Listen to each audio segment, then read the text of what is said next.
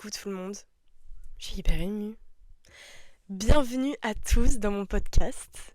Je sais pas comment encore il va s'appeler, j'ai quelques idées, je vous mens pas. J'avais pensé à podcast paillettes, parce que les paillettes c'est génial. Et ça fait P au carré, ça fait 2 P à la suite. Je sais pas, c'est une hint, c'est une piste, on verra bien. Enfin voilà, je sais pas quoi vous dire de plus, à part que bienvenue dans cette safe place où on va papoter de plein de sujets différents entre cops et vous êtes tous et toutes les bienvenus pour m'écouter. On est sous tisane avec la reine de ce monde, Reine Elisabeth. ASMR. Voilà. On est aussi avec Linotte, mon fils. Et voilà, on est chill, on est en pyjama dans mon lit. Et aujourd'hui, on va papoter les filles. Alors attendez, j'ai un truc. Bah voilà, un autre doudou. Voilà, et je vous présente tous. Voilà. Allez, comme ça c'est fait. Aujourd'hui, j'ai pris des notes, of course. On va parler, les gars, de la solitude. C'est un peu... C'est un peu bizarre de choisir ça comme premier thème de podcast, je suis hyper d'accord. Mais actuellement, je trouve que c'est ce qui me touche le plus. Donc, je me sens un peu légitime de vous en parler parce que je suis en plein dedans. Et aussi, je trouve ça bien d'en parler. Parce que du coup, ça me touche et je pense que ça peut m'aider. Et en faisant mes recherches, je me suis rendu compte que j'étais pas du tout la seule. Mais on va se mettre là-dedans, tous ensemble. Donc voilà, premier podcast, la solitude. Lol, j'ai pris des notes, je suis une bonne élève. Tout d'abord, on va commencer par la définition de la solitude. La solitude, c'est une situation d'une personne qui est seule de façon momentanée ou durable. Voilà, pour x, y raison dans votre vie, vous vous sentez seul parce que vous déménagez, parce que vous changez de taf, parce que vous vous retrouvez sans amis, sans mec, sans plus rien. Pour x, y raison, on a tous ressenti ce sentiment de solitude une fois dans notre life. Et pourquoi on en parle aujourd'hui ? Je vous l'ai dit déjà un petit peu, c'est parce que ça me touche énormément. Pour vous remettre un peu, pour vous mettre, pas vous remettre, mais pour vous mettre un peu dans le contexte, j'ai déménagé à la capitale, la ville de l'amour, Paris, mesdames et messieurs. J'ai déménagé à Paris. Il y a quoi ? En avril, j'ai déménagé à Paris. On est en juillet. Ça va faire 3 mois. Pourquoi il y a 3 mois. Et donc je suis loin de ma famille, je suis loin de mes amis. Moi j'ai vécu toute ma vie à Lyon. Donc voilà. C'est un peu... En fait, je savais que ça allait pas être tant compliqué que ça. Parce que je suis quelqu'un d'assez solitaire dans le sens où j'adore mes amis, j'adore être entourée, etc. Mais j'ai besoin aussi de moments seuls que pour moi. Genre, quand j'étais à Lyon, des fois, j'allais faire les magasins ou quoi, je le disais à personne parce qu'il me fallait mon moment où j'étais toute seule. Sauf que là, tu quittes tout. C'est-à-dire qu'en fait, t'as beau vouloir faire les magasins toute seule, t'en as envie, et c'est bien, mais en fait, tu vas faire les magasins toujours toute seule parce que tu ne connais personne. Enfin, moi, personnellement, c'est mon cas. J'arrive ici, j'ai quelques connaissances, et donc c'est normal que je les vois pas tous les jours et tout. Si, j'ai une superbe copine que je me suis faite à Lyon et qui habite à Paris. Et qui habitait à Paris de base, Elodie. Si tu vois ça, je t'aime, merci d'être là. Mais ce que je veux dire, elle est parisienne. Donc en fait, elle a sa vie à Paris, tu vois. Elle a sa famille, elle a ses amis de longue date qu'elle voit pour X, pour rien faire, tu vois.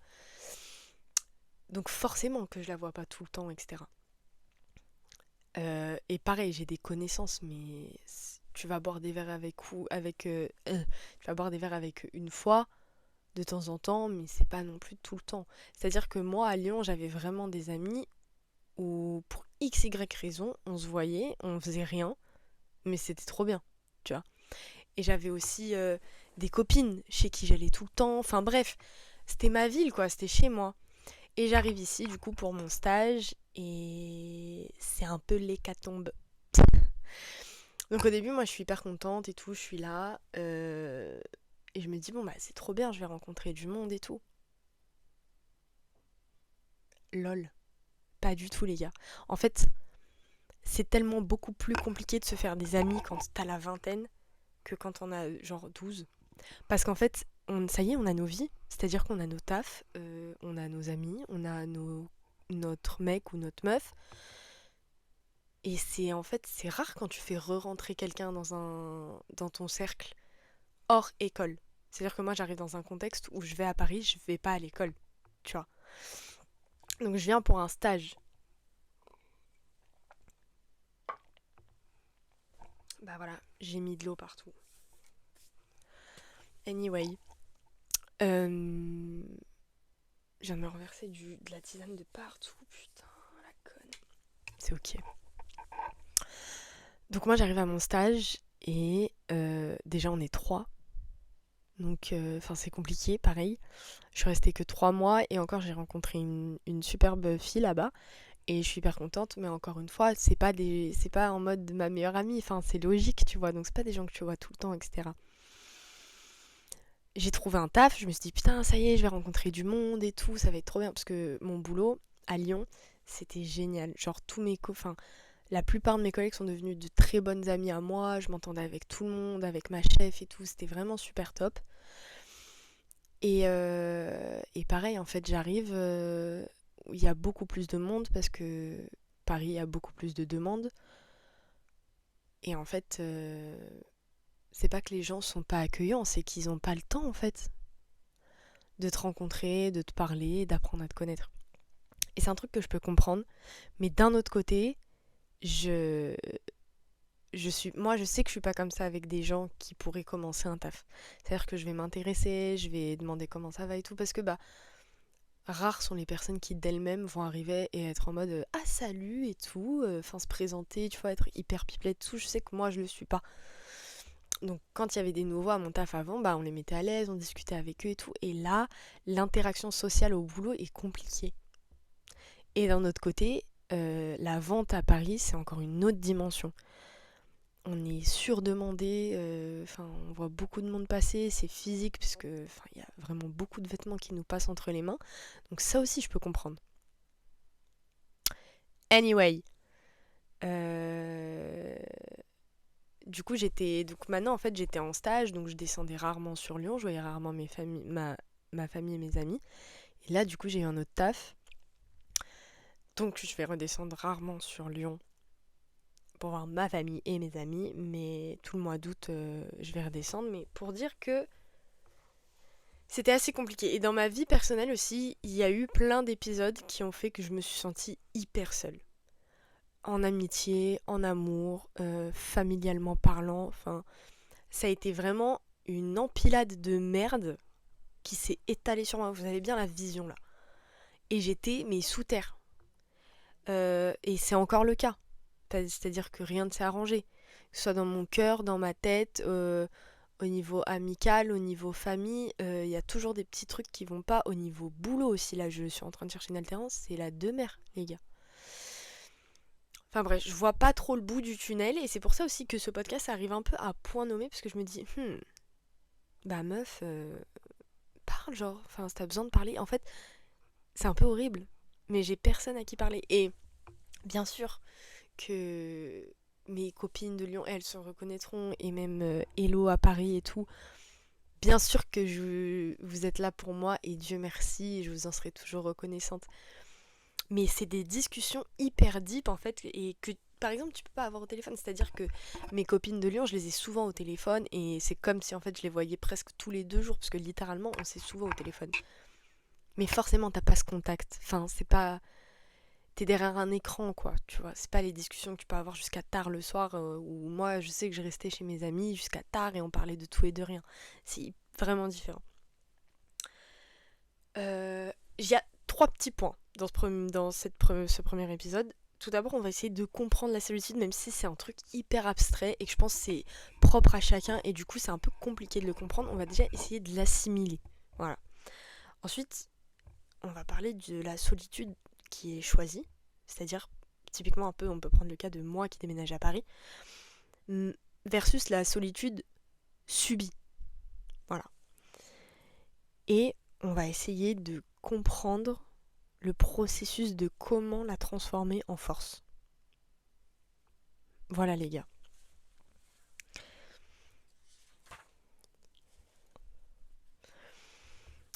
Alors, j'ai lu beaucoup de choses du coup en préparant ce podcast. Il y a beaucoup de gens qui disent que assumer le fait d'être seul et apprivoiser sa propre solitude, c'est mieux la comprendre et mieux la vivre. Et c'est grave vrai. Quand tu sais que ça va arriver, que tu vas être seul parce que tu déménages, parce que tu quittes un taf, parce que tu quittes ton mec ou tu quittes ta meuf, tu t'y prépares mentalement. Même si tu ne le veux pas, ton corps se prépare, ta tête se prépare et c'est plus facile à appréhender. C'est plus facile à appréhender parce que t'es en mode ok, je l'ai senti venir, je me suis protégée pour ça. Même si en fait je sais même pas s'il faut s'en protéger de la solitude parce que c'est pas forcément que négatif, je trouve. Je pense qu'on a tous à des moments besoin d'un moment de solitude. Je pense que c'est nécessaire au bon déroulement de ton corps en fait. Parce que des fois tu peux être surmené, tu peux être en contact avec trop de gens d'un coup, avoir trop d'informations et t'as juste besoin de faire le vide. Voilà.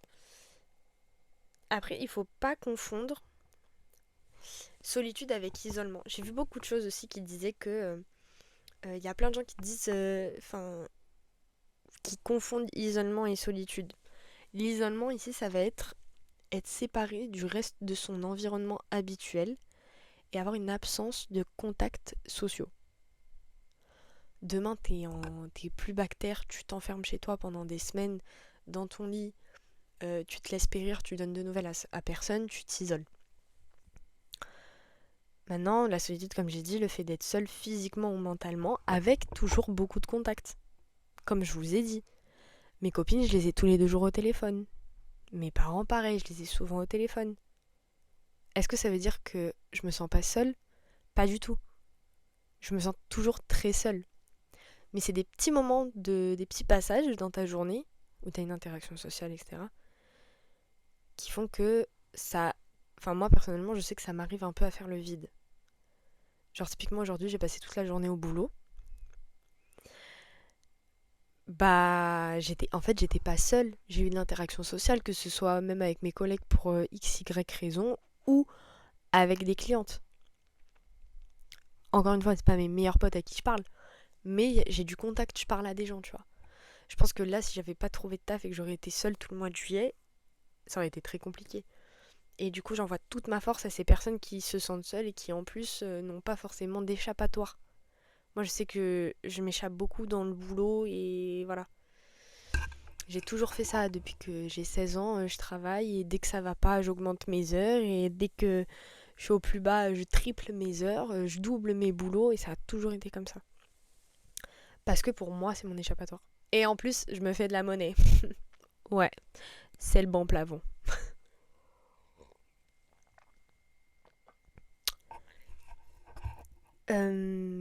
J'ai écrit les réseaux sociaux n'aident pas. Je m'explique.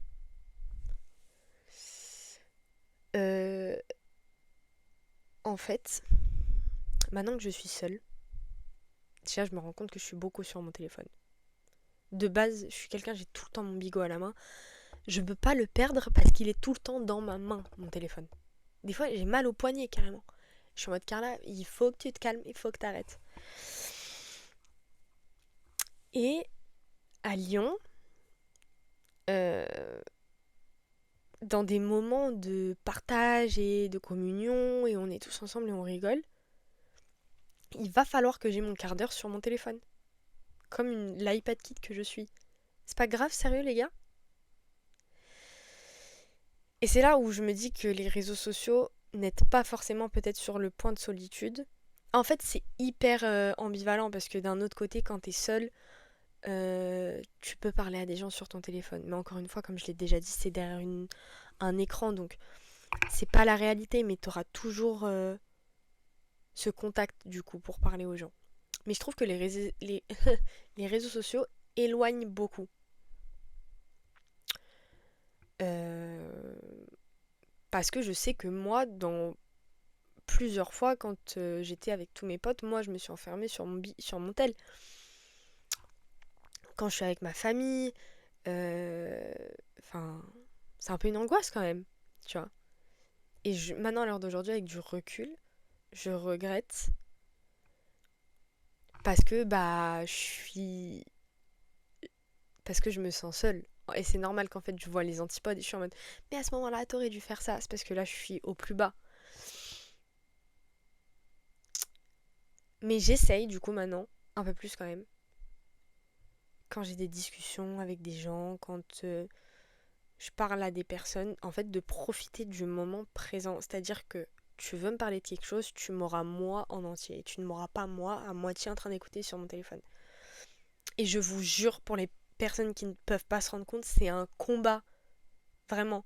Parce qu'en fait, c'est-à-dire que je suis hyper intéressée parce que tu me racontes et j'aime trop t'écouter et ton histoire, elle est trop bien. Mais 2 secondes, il y a quoi sur Biril là? Attends, faut que je regarde tous les Biril avant de pouvoir. Hein. Et je t'écoute en même temps. J'arrive à faire deux choses en même temps. Mais je comprends qu'en fait, tu as l'impression de pas te sentir écouté en fait. Et sur ça, du coup, je vais travailler. Enfin, là, pitié, je peux pas travailler parce que je suis seule.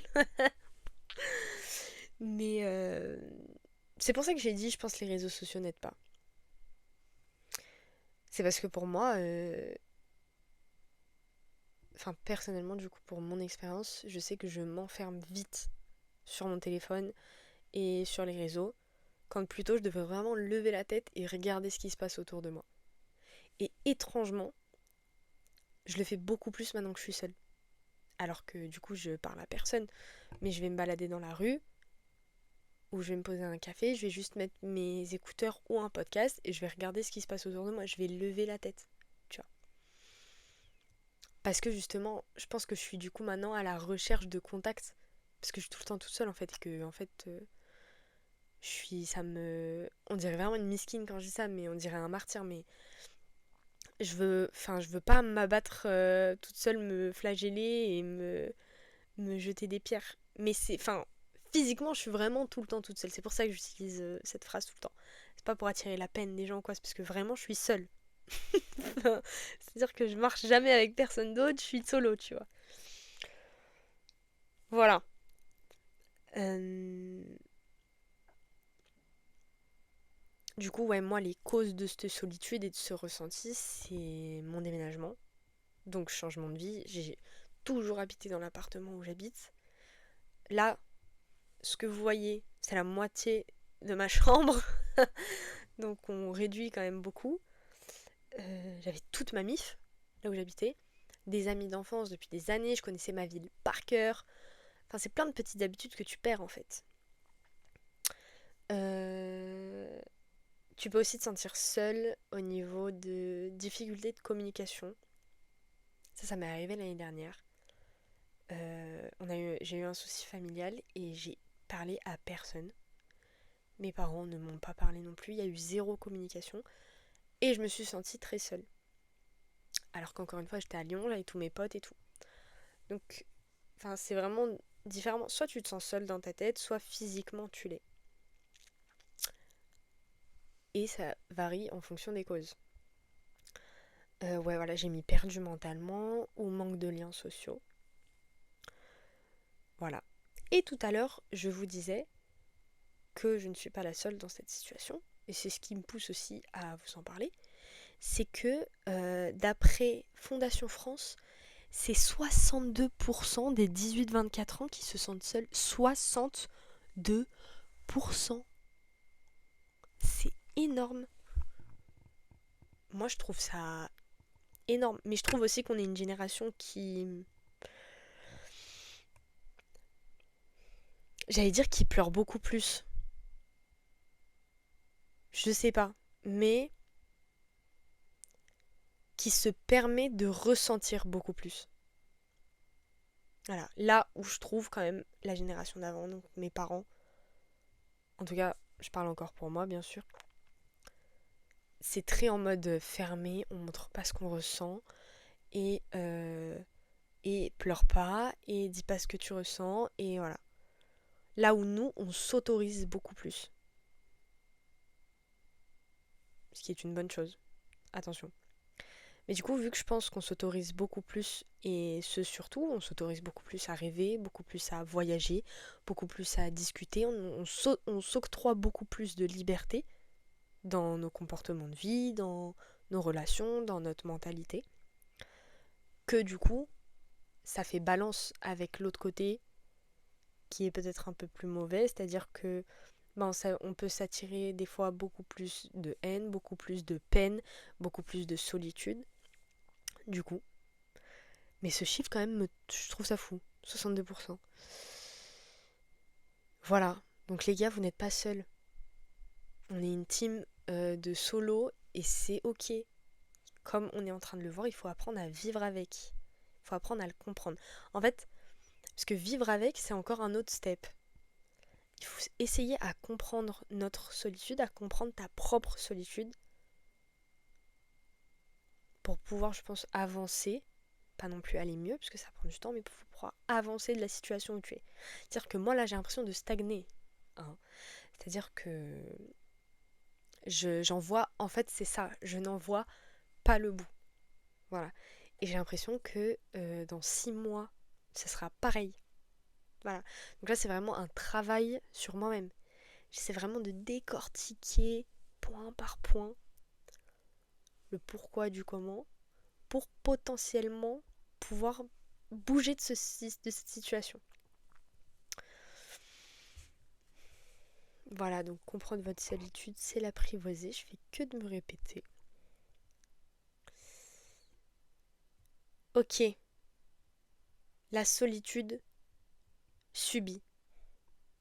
Pour moi, c'est celle qui fait le plus mal.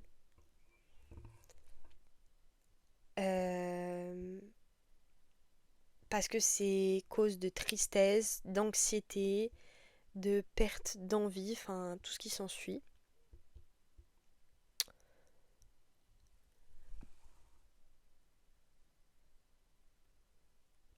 Ah oui. Donc oui, voilà, j'ai mis la solitude subie, c'est celle qui fait mal. Et la solitude choisie, c'est se retirer soi-même. Et j'ai mis celle qui fait du bien, point d'interrogation. Parce que comme je l'ai dit, des fois, c'est pas la chose qui nous fait le plus du bien, mais c'est celle qui est le plus nécessaire. Et moi, j'ai mis, pour moi, c'est un jour sur deux. Parce que j'ai mis, en gros, c'est moi qui ai voulu bouger à Paris. Personne ne m'a mis le couteau sous la gorge, qu'on soit bien d'accord. D'ailleurs, ça a fait chier tout le monde. Ah, plus mes parents qu'autre chose. Mais, parce que c'était en mode, mais qu'est-ce que tu me racontes? Tu vas être en alternance, t'es chez nous, on te demande de rien payer, ça va tout rentrer dans ta poche. Qu'est-ce que tu veux aller à Paris? Et il est vrai que j'avais ce sentiment un peu d'étouffement dans ma ville, à Lyon. C'est-à-dire que je venais d'avoir 20 ans, il s'était passé plein de trucs dans ma vie qui faisaient que j'avais envie de voir autre chose, j'avais envie de bouger, j'avais envie de m'ouvrir au monde. Lol, on parle de Paris. Et quand je suis arrivée à Paris, la réalité m'a vite rattrapée. La vie, c'est pas du tout un film. Voilà. Paris, ça pue. Les transports en commun, ça pue. Il fait chaud. Enfin, oui, bien sûr que c'est pas Emily in Paris, tu vois. Malgré tout, tous les matins en allant au boulot, je vois Notre-Dame, en fait. C'est pour ça que je dis c'est un jour sur deux. C'est-à-dire que du coup, c'est moi qui ai choisi de déménager. Et je suis contente en fait que d'avoir déménagé parce que maintenant j'apprends à vivre toute seule. Après, je suis très autonome, donc ça, j'en avais pas peur. J'apprends voilà, à me débrouiller.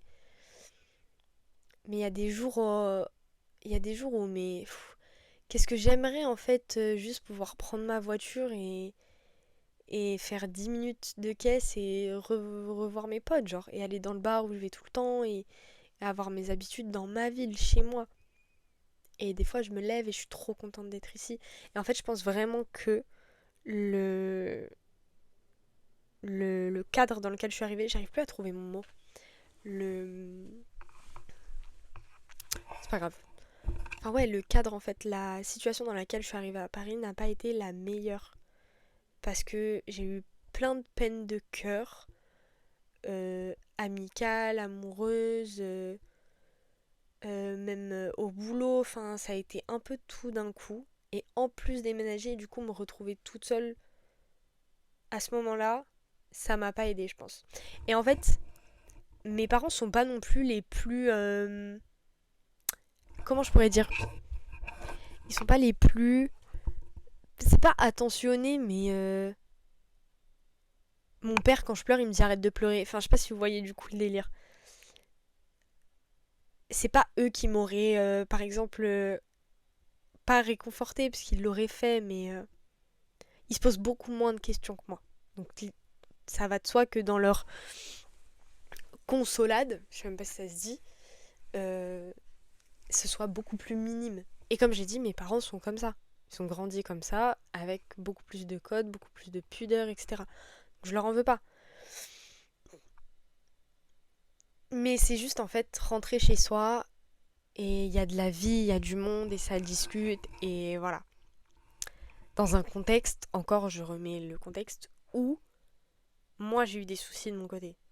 Parce que si tout allait bien et que j'aurais déménagé et il se serait rien passé dans ma vie, je pense que j'aurais beaucoup moins ressenti ce sentiment de solitude. Mais là du coup le fait est que je le ressens énormément. Parce que il y a des jours où je me baladais en plein Paris avec la Tour Eiffel sur ma droite et j'étais en pleurs. Parce que ça allait juste pas en fait, tu vois. Et le soir, je rentrais chez moi, dans mon 12 mètres carrés. Et en fait, il y a personne quoi, tu vois. J'ai juste la télé. Et ouais, c'est chaud. C'est hard. C'est dur. Et en plus, je suis dans un contexte où je vais pas à l'école à Paris. Donc je peux même pas rencontrer des gens de mon âge, tu vois. Donc bon, la meuf se tire des balles toute seule dans le pied.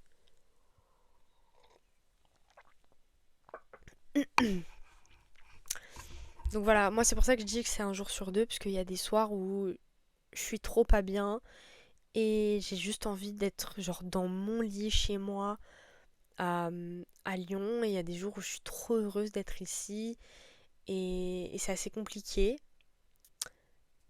Et c'est aussi je pense parce que j'ai pas encore vraiment assimilé Paris à chez moi. En fait j'ai pas l'impression de vivre à Paris encore. Tout le monde m'a dit tu vas déménager à Paris, ça va être les meilleures années de ta vie, tu vas faire plein de trucs, il y a tout à Paris. C'est vrai, il y a tout à Paris. Et je reste aussi à Paris parce que j'adore la ville.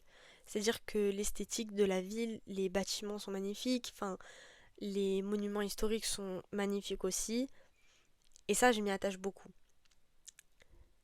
Mais fondamentalement, je ne me sens pas encore chez moi à Paris.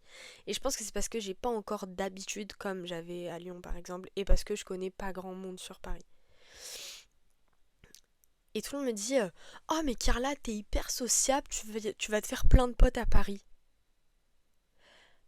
Non mais en fait, j'ai plus de 10 ans.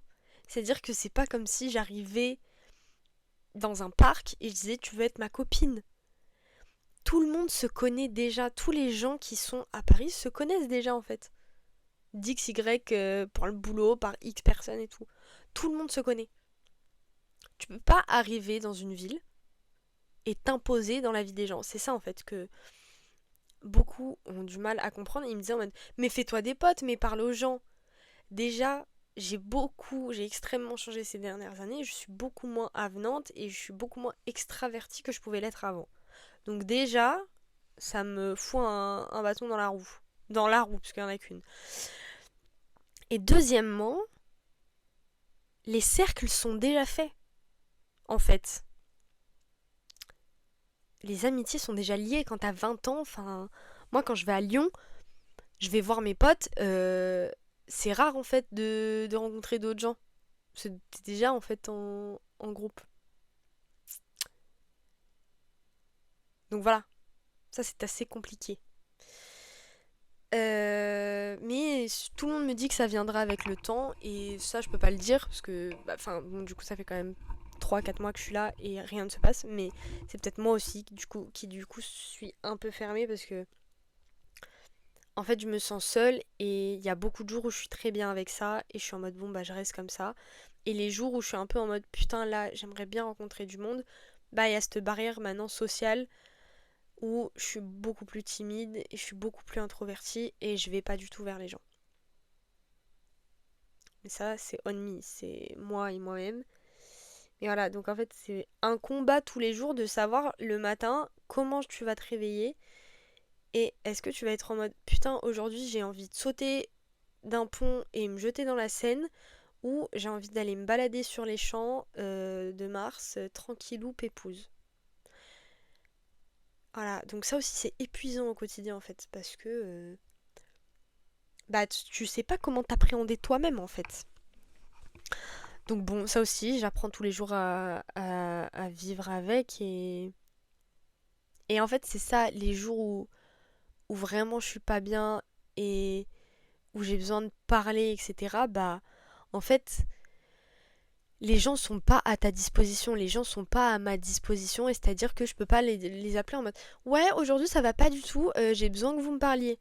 Bah non en fait. Parce que mes amis ont une vie, parce que ma soeur elle a une life, mes parents aussi ils ont une life. Donc quand moi je vais pas forcément bien ou que je me sens seule, bah en fait eux ils font peut-être autre chose, tu vois. Et je peux pas être en mode hello les gars, pitié, parlez-moi. Et j'aime pas du tout en plus, je suis pas du tout comme ça de quémander et de supplier de l'attention. Et encore, j'ai des copines géniales qui ont un peu le flair et du coup on parle beaucoup à cœur ouvert et on se dit beaucoup les choses, donc quand ça va pas souvent on le dit. Et du coup je les ai au téléphone et c'est top.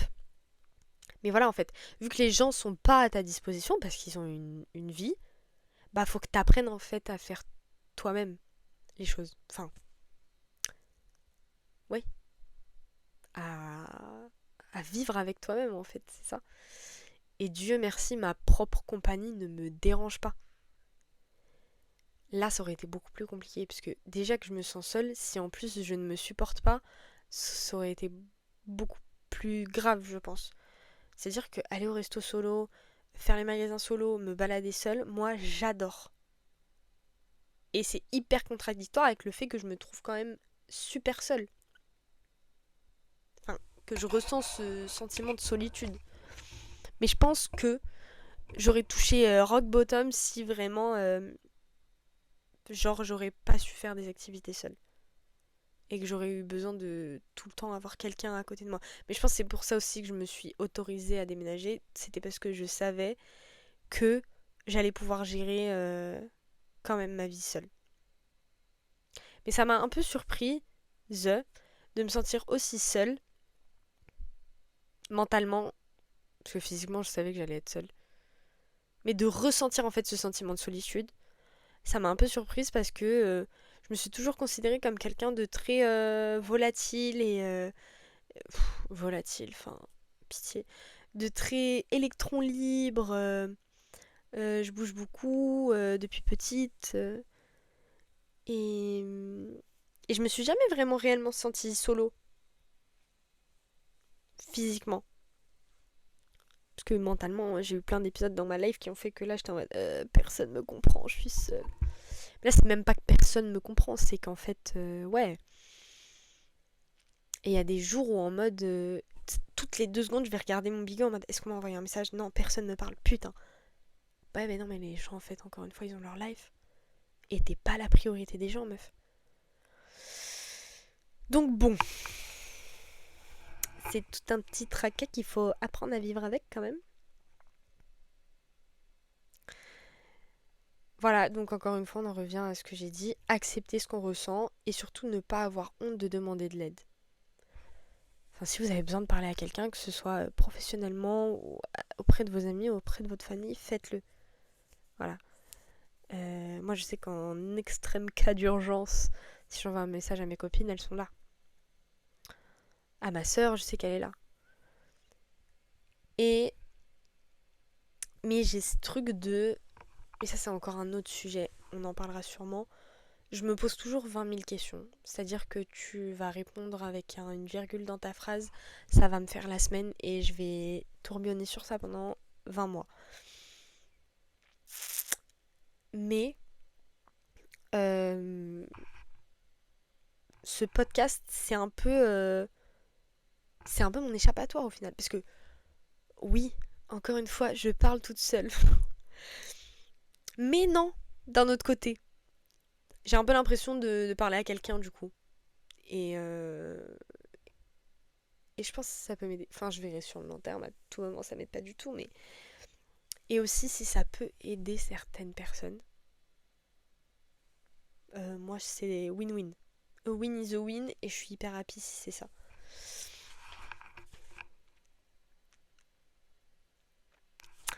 Voilà, j'ai mis... Ça devient une force quand on l'utilise pour mieux se comprendre. Nous y voilà.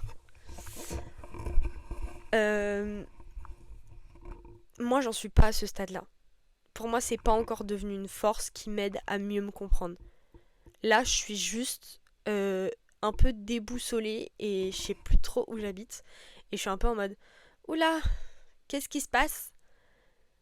Et du coup, pour moi, c'est encore trop instable et du coup, j'arrive pas à m'y repérer pour que ça en devienne une force. Genre, je peux prendre l'exemple de ma sœur qui est restée du coup là, qui est encore à l'heure actuelle seule. Je parle en termes de relation, qui est seule et ça va faire un bail qu'elle est seule. Bah, ça va faire 7 ans environ, alors qu'elle était mariée, qu'elle avait une vie et tout. Une vie de couple depuis des années.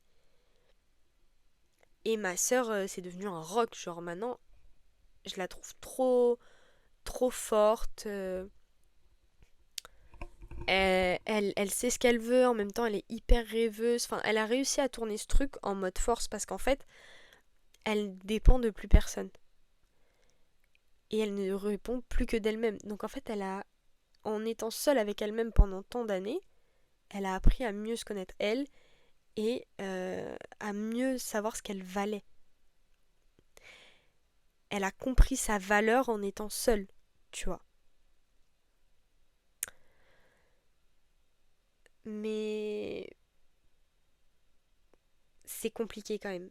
Ce passage-là, pour moi, il est hyper compliqué parce qu'en fait, comme je vous l'ai dit, moi j'ai l'impression que c'est sans fin et que ça va durer des mois, des années. Et je me dis, mais si c'est ça tout le temps, si t'as tout le temps ce ressenti, à quel moment tu peux dire, ok, non, là c'est bon, j'ai eu le déclic et je change. Et ça y est, en fait, je comprends mieux et ça m'aide à mieux m'aimer et à mieux me connaître.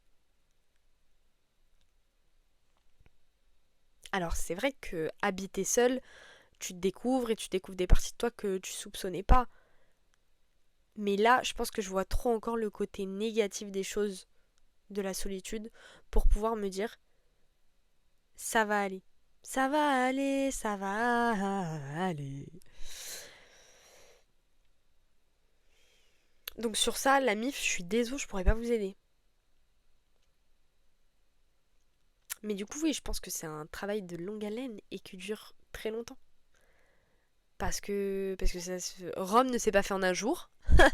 Alors apprendre à mieux se connaître en étant seul, certainement pas. Il faut sachez, voilà. La meuf pète un câble, ça y est, c'est 1h du matin, elle en peut plus. Voilà, j'ai mis apprécier sa propre compagnie, je vous en ai déjà parlé. Se reconnecter avec ce que l'on aime, ça c'est archi vrai. C'est-à-dire que là, regardez-moi.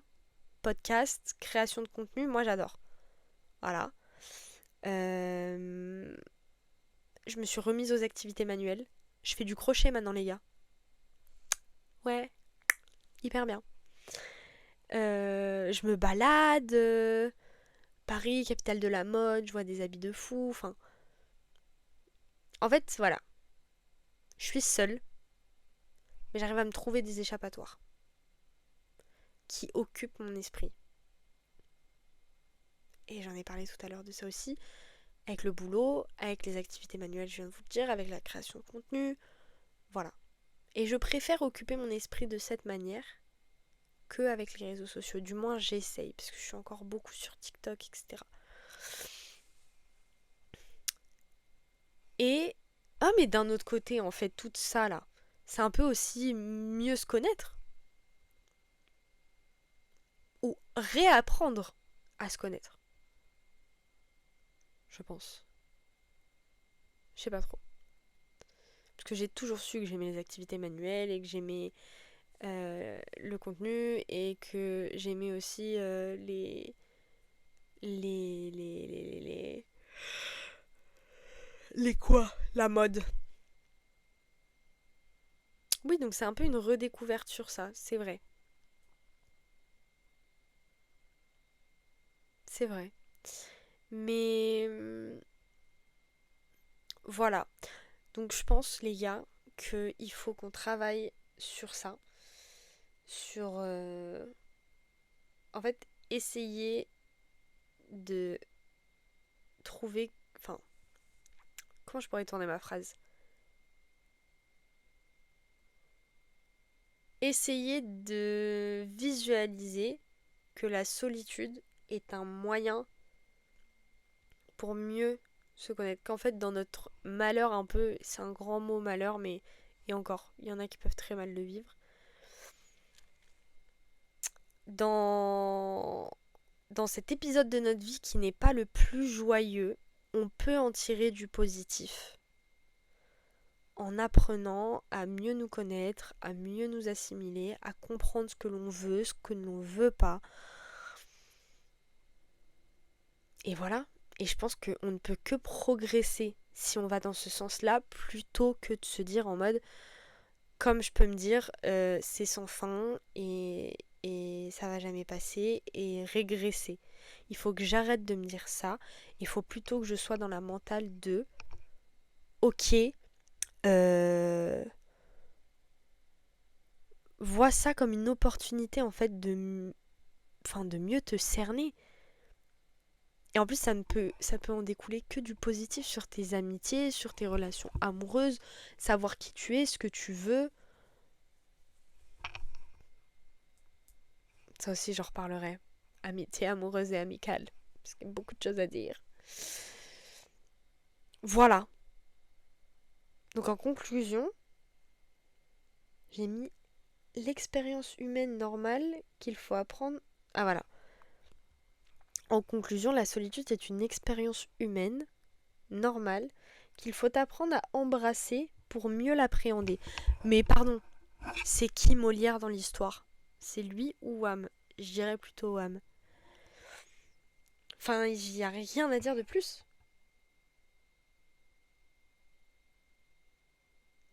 Voilà, c'est en fait la situation dans laquelle je suis, dans laquelle nous sommes, toutes les personnes qui ressentent comme moi. Il faut qu'on voit du beau et du bon dans notre situation pour qu'on apprenne à l'aimer, à l'embrasser, à vivre avec, pour pouvoir plus tard mieux l'appréhender, mieux la faire passer, mieux la bonifier avec le temps et qu'on puisse la supporter. Voilà. Et je le redis, si tu te sens très seul, euh, n'aie pas honte d'en parler, n'aie pas honte de demander de l'aide, que ce soit professionnel ou non. Comme je t'ai dit, t'es ici le bienvenu. Voilà, tu peux lâcher ton com, m'envoyer un message. Enfin voilà, rends-toi compte, tu n'es pas tout seul. On fait partie des 62% des 18-24 ans qui se sentent seuls. Et ça fait un paquet de monde, les gars. Donc je pense qu'on peut tous se soutenir. Voilà. Et qu'on montre un peu de l'humanité dans ce monde de brutes. Et c'est rien. Ça va passer. On va surmonter ça. Et vraiment, la tempête va tourner. Et on regardera en arrière et on se rappellera de cette période de notre vie. On sera en mode, ok, c'était chaud. C'était hyper compliqué. Mais maintenant, je me connais mieux. Je sais ce que je veux. Je sais qui je suis. Et si demain j'ai encore un épisode où je me sens hyper seule et j'ai que de la solitude en moi, je saurai comment l'appréhender. Parce que maintenant je la vois plus comme une menace. Je la vois comme quelque chose qui va m'accompagner un certain temps et qui après va s'en aller. Voilà. Donc tout ce que je vous ai dit, il faut que je l'applique aussi. Encore une autre histoire. Donc on se lâche pas les gars. On lâche rien. Et, euh, et voilà. C'était ma conclusion. C'était la fin de ce podcast. J'espère que ça vous a plu. N'hésitez pas à me faire des retours. Ça c'était nul, ça c'était bien, c'était pas assez construit, tu t'étales trop, tu parles trop, je sais pas. Dites-moi. Et, euh, et voilà, n'hésitez pas à vous abonner, à partager, à envoyer tout ça à toutes les personnes que vous pensez se sentent seules ou qui manquent de considération sur ce sujet et qui ont peut-être besoin d'entendre quelqu'un en parler. Pendant 45 minutes, je suis désolée, c'est tellement long. Mais bon, moi ça m'a fait un peu de bien de discuter avec vous. Et je vous dis à la prochaine pour un autre épisode, qui sait? J'adore. Bisous les guys. Coucou tout le monde, merci à tous d'avoir écouté ce podcast et n'hésite pas à le retrouver sur Spotify et Deezer en version audio uniquement. Bisous.